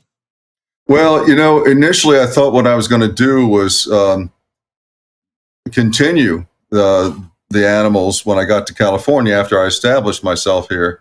So I found someone who I thought I could trust to take over the entire collection, and all the animals, all of the breeding records, all of the years I'd spent, condensing all these genes, all of the freedom breeders, everything I had, and they would get a percentage of that year's animals, and then they could keep all the animals that were produced after that, and until they shipped everything to me. And that didn't work out because the guy was incompetent, and so I ended up confiscating everything, and he had already killed half the animals. And then I did the same thing with another guy who did the same thing, and so I ended up with about a fourth of my collection in less than a year's time. Oh man! And then I sold those to a guy who stopped paying me, and I was already out in California, so I ended up really taking a beating on the whole thing. It was disappointing that I had that whole process just kind of fell apart, but it kind of worked out because we're still in the process of establishing ourselves out here with the pandemic and the fires and everything. It's taken us a lot longer to get the business up and running, but luckily we hit just shy. We were 20,000 shy of $1 million this last year, so at least we're getting up there. Yeah, we're getting up there, and we've really established ourselves in the area, so we feel really strong, good about the future. But yeah, the reptiles. Oh well, I never became quite as successful as I would have liked to have been. And really, there aren't that many people that were wildly successful. I mean, Brian, Barshak, Ralph, Pete, Mike Wilbanks, Mike, and Bob, and Tommy. Oh gosh, who's Mike's mentor? Bob Clark. Oh, Bob. Yep. Bob. Yeah. Bob. Crutchfield. Well, Tommy. Yeah. Crutchfield's a whole different. He became. He's a different level. He's infamous more than he is anything else. I like Tommy, but he has people that love him, and he has people who want to see him hung. So it's all all depends on what side of the fence you're on. I like Tommy. But yeah, there's very few people out of the thousands and thousands that got into it really made any real money in it. Yeah, and the ones that did. I mean, Pete bought a 60-acre piece of property with an 8,000 square foot home and 4,000 square foot garage and blah blah blah. And he had 2 warehouses at one time, 50 by 100 foot warehouses full of reptiles side by side, and his monthly nut just to keep those 2 places going was like 65 grand. Jeez, Lou. Yeah, right. That's making it. Right. Yeah, he did pretty well. Well, unfortunately, his wife died a few years ago in a car accident coming home, and that really, I think, made it difficult for him to keep 100% of his focus on the reptiles. That'll do it to you, right? Yeah. Yeah, I know what it feels like to have the wind taken out of your sails, with that whole lung thing caused by a medication they shouldn't have put me on to begin with. So, right. Did they take any responsibility for that? No. I mean, here in South Dakota, they can never, medical malpractice. It's South Dakota. It's all for the corporation, and and everybody, how dare you have minimum wage, kind of thing, Right. So it's it was scary not knowing if I was going to wake up the next day. So but then so when the pandemic hit and I couldn't do any more art shows with the public, I got into reptiles, and it was basically just out of wanting to garden and create living environments and and rescue, because I can go out there with Joel and do rescues, and maybe we can do a nice assurance colony of our rare listed ornate box turtle. So I thought, what can I do? you know, um, with bronzes, especially since we don't have a foundry here, I'd have to travel, in order to get sculptures done. And so I am going to. I am now. My photography is wanting me to paint. So I'm going to be writing off the reptiles because they're, the box turtles have the cutest faces, and I've got some really great pictures to draw of, one of my rescue box turtle that really gives me the, my baby brother calls it the stink eye. So, just do some close-ups of her and some really neat lighting, and do some paintings and drawings of her, and maybe donate some of the works to, help with reptile rescues and things. So, I mean, Cool. so it's evolving, and, but I do realize that, Joel and I aren't getting out in the field fast enough. Like, oh no, I need to, just tub feed these, and then I'm ready to go. Let me clean this tank in the morning, then I'm ready to go. And so it is hindering us from getting out into the national parks and Sure. state parks, to do our wildlife, photography. And so that's when, I realized, the turtles have been a wonderful expansion during the pandemic, but I do want to just get down to lesser creatures. So if anybody out there wants a high-colored southern painted female, let me know. I'm thinning my herd. It won't be hard to find someone, I'm sure. Yeah, so just getting down to the clown and her brother, and my trick turtle, and just those three would. And then the female that I'm breeding the clown pet brother to is those four. Okay. Yeah, so it's just trying to get my priorities, back into what works best for our life. So Sure. it sounds like that's what you're doing then too, Al, as far as. Yeah, exactly. We're getting up there, and you only have so many years left. What do you want to do? Be a slave to your animals, or travel and see your, kids and enjoy things outside of this. 20, 30 years ago, I wouldn't think twice about starting another colony, even though it takes 5 to 10 years to see the results. But now it's like 10 years. Yeah. I'll be 78 years old. That's not cool. It's not ball pythons where you're pushing them and you can get them in 2 or 3. And yeah. Or even Burmese. I got into the Burmese earlier on too. And you can get them up, to size, and it's amazing. You can get, well, the Barkers actually had a contest. How fast can we grow a Burmese python? I think Tracy won, and they got, Dave's got to be almost 10 feet long, and I think hers got over 10 feet long in 12 months. Holy cow. How? Right. Oh, just about. Well, you would do. I don't know how they did it, but some of it is probably the old turbo feeding, where you get, they get one meal down, and as the first meal's starting to disappear, you put the head of another rabbit into the animal, and now they've got a double feed because they'll just keep on eating like it's one big sausage, and you can get a lot more feed into them. Heck, you probably know Terry Phillip up at Reptile Gardens, Matthew. I don't know him, but we've talked about him quite a bit on the show. And good guy, really good, solid guy. He told me he got a Burmese to 13 feet. Oh, no, excuse me, a retic to 13 feet eating small pigs in 12 months. Wow! Holy cow! That's something like that. It was something huge, and it just I was like, what? He goes, yep. Just feed them pigs, man. They get big as hell. And see, if I was going to do retics, I'd be like feeding that thing rats for as long as I possibly could every 2 weeks, just light feeding and not, no, keep it small. Back in the early days, there was so much competition for who was going to get the first morph out, and who's going to control the market for this particular morph.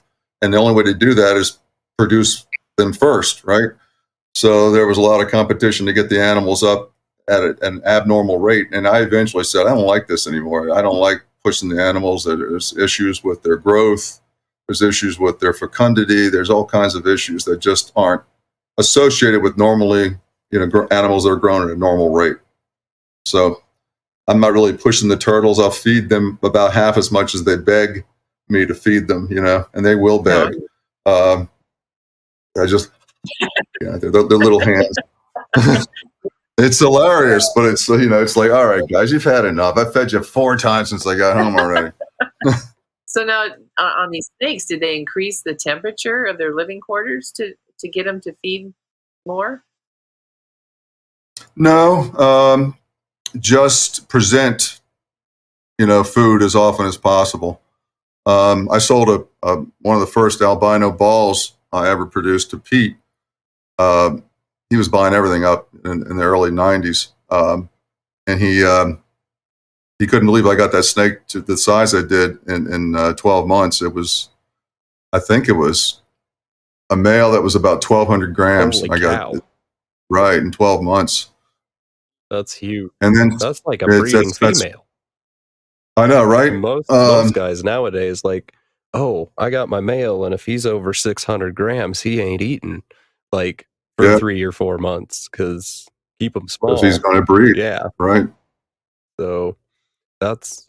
Yeah, you can push him, but I don't like ultimately, I don't like what it does to the animal. I think that's a big swing that's came over the hobby, and I think it came with ball pythons, and ball pythons have kind of made it go away as well.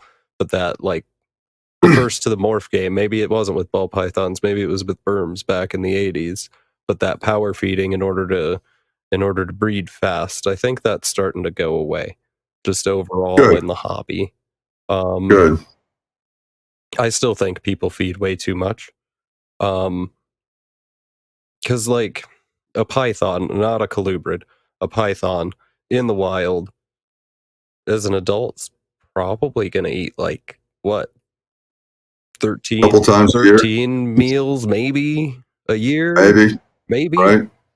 So, like, your every 2 weeks is way too much at that rate, you know? What's the longest you've ever had an animal not eat and then still recover? Oh man, 6, 8, somewhere in 18 there. Holy cow! 18 months. It was a wild caught animal that I had imported, and it would not eat. And I finally, you know how I finally got it to eat? I used to trick somebody. Taught me. I took a flower pot and opened up the drain hole, a clay flower pot, and made it big enough so the animal could come out, and use that as its hiding. And as soon as I saw, he goes, "The first time you see its head come up, it's ready to eat." And sure enough, I mean, within a week, that animal ate. Oh. And when it went on to reproduce and everything, but it took 18 months for it to start eating. Wow. No, and I've also heard, like, with animals that have eaten anyway, and maybe it's not so much on the wild caught, but if it's eaten before, it's gonna eat again. So, Right. like a ball python that goes off of food, and don't worry so much about it, right? You're feeding it every week and trying, just don't even present for a whole month. Like, give it relax a month off, because it doesn't need it. Like, it doesn't need it. No, it really doesn't. I think Nick Button, who does carpet pythons, inland pythons, something like that. Okay. He wrote the book on carpets. Oh, cool. He's famous for saying, "Yeah, I don't feed my snakes. Like, I don't feed my snakes," and he doesn't in the wintertime at all. Like, so 4 months out of the year, his snakes don't get food. He doesn't have food in his freezer. He doesn't order food. The babies do, like his grow-ups do. But, sure. But the adults, no. They don't need a lot of food. They've gone through their growth spurts. They just need to maintain. Right. Exactly. And that's what's really big in the turtle field too, is look how fast I've got this turtle to, 8, 10, 12 inches, and and then you hear from the vets, the biggest thing in the pet turtles is that they're obese and they have liver malfunction. They've already got those liver lumps that you can really see in their flanks, and and I never wanted, breeding hasn't been a thing. It's just I want turtles instead of really fish in my aquariums, and if I can keep them small, I don't have to have such a big tank. And so And then because when that clown was built and all these turtle fanciers, breeders from all over the world were contacting me wanting to buy it, and I'd really be asking them questions. They were, like, this is how you get it, to be about 8 inches in a year. I said, listen, it's brothers growing like that, but this thing just won't grow. No, and then you got to raise the temperature to 86 degrees, and you have to do this.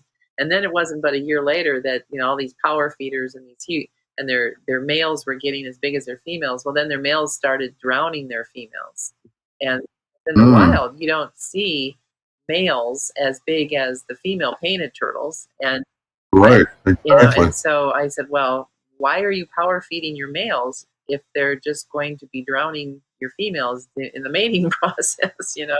Right, right. Yeah, I'm still trying to get my head around, the turtle breeding world. It's just like cows, right? If you can get your head of cow up to a breeding size faster, 1 year quicker, by feeding it more or this certain thing, why wouldn't you? Well, Because you're going to produce more cows quicker and make more money, which is what the thought process is here, right? Right. Because it's like, right. oh, I have one female cow, I have a person to AI it, but it's a calf. Right. It takes, I don't know how long it takes a cow. I'm not a cowboy. Anyway, it takes 4 years, let's say, for a calf to reach maturity, but you can push it to 3 if you feed this, and this, and do it all this certain way. That's when it's just strictly becomes an economic question, and ultimately we have to find a balance. You know? It's more not about the animal at that point; it's about the money, and that's. Well, I think the turtle breeders could save money in keeping their males separate from their females, and then and feed them less, and then put the males in with the females, in the spring when they mostly mate, and then in the fall when they mostly mate, and keep the males about half the size of the females. You know what else? You know what else that would do? It would give the females a break because those males are relentless. Yeah. I mean, it's got to be a stress on them to be constantly courted. I mean, this all the time in your face. Who wants that all the time? Yeah. Right. I mean, it's a beautiful dance, but it's like, look, leave the girl alone, man. Yeah, that's right now. I have Turtle breeders don't separate their males and females like snake people. Not from most of them I've talked to. They keep them. They keep them in there, and okay. I was surprised. Is that how you're running out? I think it's a good idea to separate them. Okay. I think it's a really good idea, especially from the stress standpoint. Yeah. Just constantly, they don't want to screw all the time. It's stressful. Yeah. They have, they can't come up with headaches. Stories. And I got a headache, honey. Yeah, no, you don't. You're available. Right. Well, and stress, I would think, would lead to less egg production, less fecundity, right? Ultimately, I think it's a negative feedback spiral instead of what people would expect. Yeah, and then also, I have them, because a lot of them know that I worked with a nutritional biochemist for 14 years, and and what we were doing was we're detoxing a lot of humans that had pesticide exposure, and then the whole family, their thyroids were shutting down, and the young men in the family were, their sperm production was down, and I go, and so when one customer called, and potential customer, she said, she told me all this about her family. I go, are you sod farmers? I mean, because what she was telling me was just glyphosate, shutting down everybody's thyroid, because her husband's sperm count just dropped back practically nil, and then they had their young, their sons tested, and their sperm count was really low. So now I have these turtle people that, I'm coming up with all these infertile eggs, It's like, well, what are you feeding? Immediately what I do is, what are you feeding them? Look at your Right. formulas. Is it full of soy? Is it full of, because even organic soy will cause male fertility to go down. Gynecomastia, right? And so, so that's the thing that I keep hearing from so many turtle breeders is that their fecundity is down. And I go, did you switch food? What are you doing? And so, that's when I started really looking into the turtle pellets and finding the highest grade food, no soy. And I go, put your males on. It's more expensive, but then just put your males on this, and it's expensive up front, just like good organic food is expensive, but in the long run, they have fewer health issues. My brother is a doctor, and he just like had a light bulb go off in the last couple of years about nutrition. So he's like, I saw him recently. He's like, food is medicine. I said, yeah, I know. That's what I've been trying to tell you. He got he was on antidepressants for 38 and a half years. Gone. Wow. Yeah. Right. Yeah. And this is, I keep, where I worked, we kept track of what the NIH and the CDC and then other countries, their medical boards and their testing. And the Europeans are so far ahead of us as far as, what they call grain wasting disease. And this was, even organic grains. If humans were to eat mostly vegetable matter and then 20% meat, like the chimpanzees, right. I don't know if you heard of our closest relative. Yeah, the London diet. Here were these overweight 2 diabetic guys working in the London zoo, chopping up the chimpanzee food, and they're going, God, these chimpanzees are eating better than us. Like, well, why don't we go on the chimpanzee diet? They called it. All of a sudden, these guys started losing weight. Their type 2 diabetes was gone. The rest of the London zoo zookeepers went on the chimpanzee diet. Chimpanzee diet, I love it. And they lost collectively hundreds of pounds. They got off, like you said, the bipolar went away, the depression went away. They got off all these meds. And so they counted how much meds amongst all the zookeepers and how much they were off of and how much weight they had lost because they were eating, all these, they cut out the pesticides because they don't feed they feed zoo animals better than the organic foods so that they will breed and their fecundity levels will stay up. And the humans are eating all this crap. And then the one guy says, yeah, we've been trying to have a kid for like 5 years. And now I finally was able to get my wife pregnant. I mean, it was just unbelievable. The London, so you should Google the London Zoo chimpanzee diet. I love it. And this is what I was telling the turtle community is this is what you have to do to, bring the fecundity level up on your turtles is keep your males separate, feed them the expensive food, get their sperm count up. And then the females can still have a lot of the soy because, it's going to have them produce a lot of eggs, so, right. That's what you can work out. Why not? So, yeah. It makes perfect sense. It is nutrition. Perfect sense. I mean, it really is nutrition when you want to, have, the best producing animals you can raise. So. If you want to have good health, right? You almost feel like just saying, duh. And then this is what we always preached at the biochem place was like, pay the grocer so you don't have to pay the doctors. The doctor, there you go. That's a perfect way to synopsize it. So eat organic, get off so much of the grain, and eat vegetables and meat. There you go.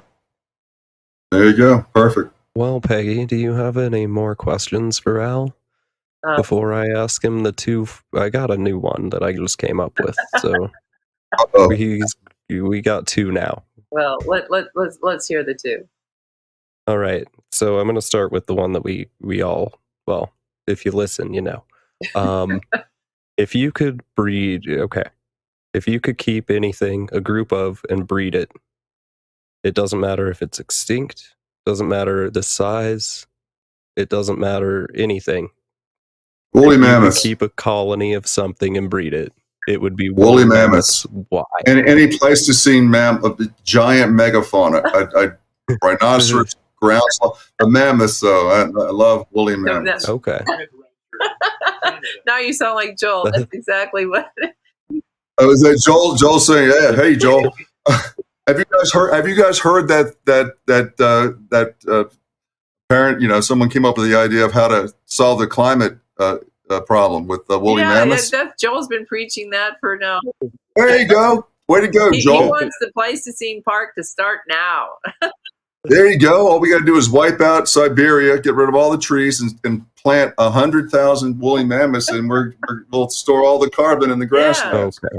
Good check note for me, by the way. When we do a Pleistocene episode, I'll make sure to invite Al on for that, and we'll make it a round table of the Pleistocene era.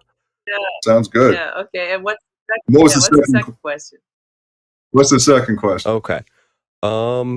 If you could give advice to all the keepers out there in all the years you learned, what is something you would tell someone right away? Like the most important thing to invest in is the habitat. Do not skimp a penny on your habitat. Not on the controllers, not on the heat source, not on the lighting source. Spend all the money you can, get it stabilized before you put your animal anywhere near your house. And because I used to do it backwards, oh, that animal's never going to be there when I need it. And you grab it, you spend the money, and you're like, I don't have any room for it. You're doing everything backward. So yeah, the habitat's number one. It's how to keep them healthy. The long run, it's how to keep them healthy from the beginning. It's how to keep them happy from the beginning. So habitat. Yeah, I feel like in snakes, it's kind of a little backwards anyway, because we're the people who will buy $1,000, $2,000, $5,000 snake and then go shove it in a $6 Sterilite shoebox. Seriously, right? For real. No, that's for real. Like, yeah. So nice input. I like that.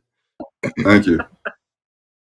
Do you have any other questions, Pegs? Yeah, our last conversation, are you going to come up with a sorghum or millet beer?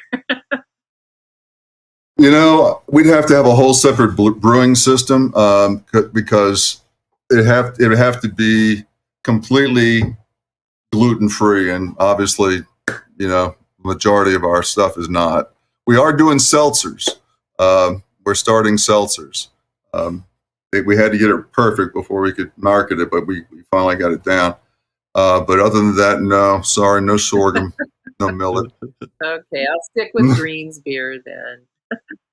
Most of our beer is hazy IPAs, we got 16 different varieties right now, but a lot of them are, designed for the market, not for necessarily our personal palate.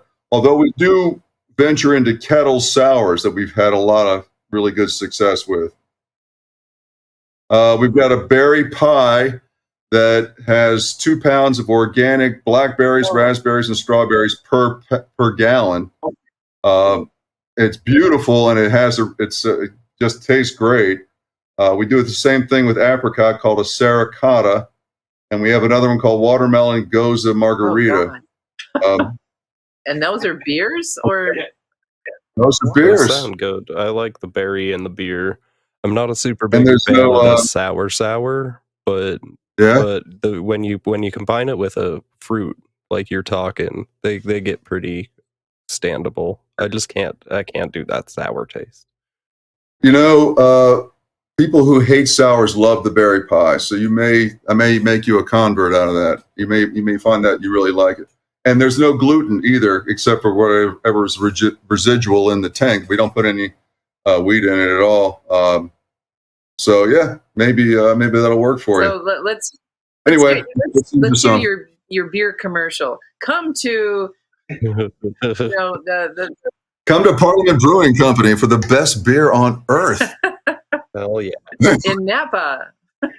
In Rohnert Park, California, just outside of Napa. There you go. There you go. Do you guys have a Facebook page? Sure. Parliament Brewing Company. Okay. Parliament? Yeah. So, Parliament. It's a group of owls. Oh yeah. Yeah. was first used in the Book of Narnia in the 50s, and it's derived from the French Parlement, which is a gathering spot generally for civic issues, and we wanted to make our place a hospitable place where people could gather and just enjoy each other's company and a good beer. Cool. So we make premium beers, sell it at a fairly premium price, but people don't seem to mind. We have usually a 2-hour waiting list every Friday and Saturday. Nice. Yeah. Cool. Of course, we started with nobody. Where's everybody? Why aren't they showing up? And now it's we won an award last year, and things really took off after that. And people are really starting to discover us. So we're doing summer numbers in the middle of winter, which is great. Heck yeah. Heck yeah. That's putting some money away finally. Cool. Yeah. Excellent. Pay myself a decent salary. Yeah. As for the show, you can reach out on Instagram, herptalkradio@gmail.com. Patreon, still not up. I'm a lazy pile. That's about all on that. Facebook. One of us two needs to really get a Facebook page for this, because there's no Facebook page, and I'm lazy apparently, or busy. Okay. Busy with my kids, as we'll call it. Okay. Come on, Joel. Anyway. Okay. As for us, we'll see you guys next week, and have a good night, day, evening, whatever time you're listening. And thank you for inviting me on. It's been great talking. Thank you, Al, for staying on. Man, we forget that at the very end. Thank you, Al, for coming on. Thank you. We appreciate you very much, and we are happy to have you as a resident, very old knowledgeable school herper. Thank you. I appreciate that. Happy to help. World.